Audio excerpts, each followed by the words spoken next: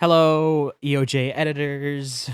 Because I would assume that the only people who would be watching this are those on the EOJ team.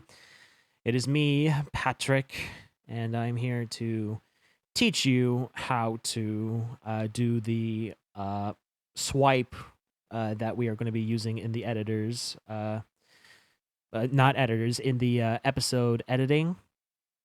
And to have a better idea of what it looks like is here is an example.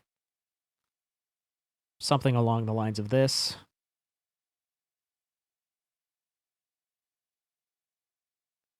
And I'm going to teach you how to do that in this template file that I have.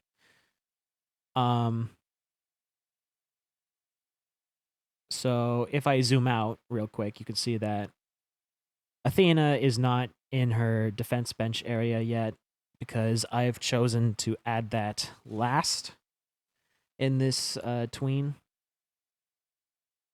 How we are going to be doing the animation of the panning shot from one side to the other is we are going to be using layer parenting now. Layer parenting is, making one layer the parent of other layers. So if I were to say take the background as my layer parent and move it around, you can see that all the other assets are moving around with it. And that's what layer parenting is. If you have any questions about layer parenting, don't be afraid to ask. But we are not going to be covering layer parenting in this video. We are going to be covering how to set up the tween that we're going to be doing and the execution of said tween. So you can see here that I have a little bit of a setup already in the timeline because this panning shot normally takes about 15-ish frames, 14 frames. And how we're going to be setting this up is if I were to do the tween right now. So it's a classic tween and the ease in out, quint ease in out. So if I were to play the animation at the moment, it would look like this. So that's the general idea of what it looks like. Now let's add Athena and the witness bench to said tweens. I'm going to, as a reference, look at the tween without the witness bench and Athena just to get a general idea of when in the tween I should add keyframes to show the witness bench and Athena and her defense bench. So right around here, I would say, is where I would put the witness bench. So I am going to add a keyframe here. And then right around here is when I'm going to add another keyframe for the for Athena and the desk layer. And then I'm going to let the rest of it play out. And now, very important, I'm going to remove the tween.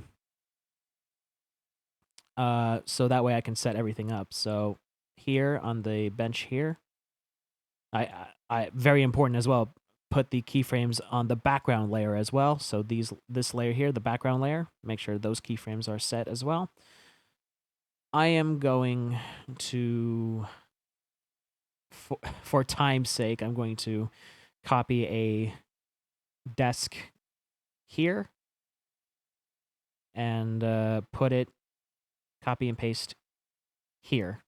So you can see at the moment, you can see that, yes, Luna has a witness bench on her screen.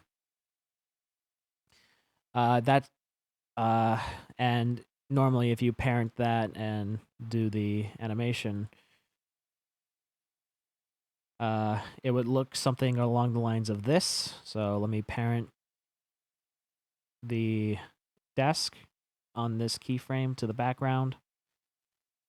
And if I were to, say, remove the background tweens, it would look something along the lines of this. So you can see the witness bench is where Luna is right now.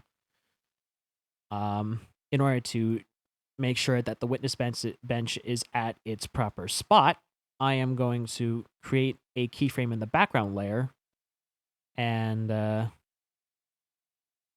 have the witness bench.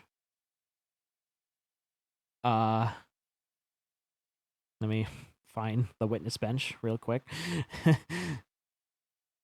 Copy and paste the frame of the witness bench in that new keyframe that I made, and voila, there's the witness bench desk. And I'm going to do the same process of making a keyframe for the background here, copy and paste here. So now the background looks at Athena's point of view. We're going to copy and paste Athena and her defense bench over here. So now if I were to play it without the tween, it would look like this. So, you know, lots of quick movement. And very, very important, once you make these new keyframes, you know, for the desk and for the witness bench, you know, make sure that the keyframes are parented to the background layer. That is very, very important. If it's not parented to the background layer, this won't work. So I'm going to remove the keyframes for the background now. And now we are back to where Luna sits. And if I scroll out, you can see that the witness bench is at its proper place. And if I go to this keyframe, you can see that... oops, that's the timeline. You can see that Athena is at her proper place as well. And now I'm going to create the classic tween. Classic quint ease in out, like that. And I'm now going to play the animation. It should look something like this. There we go.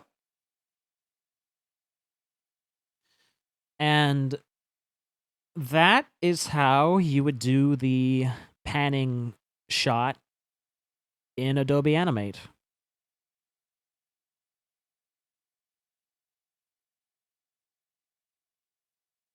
If you have any questions, make sure to DM me or ping me about them, and I will try to answer them to the best of my ability. But I hope that this covers mostly what I need to cover regarding this. And if you are fine with this video tutorial idea for teaching you how to edit the episodes, then let me know. But I think that's it for this panning shot. So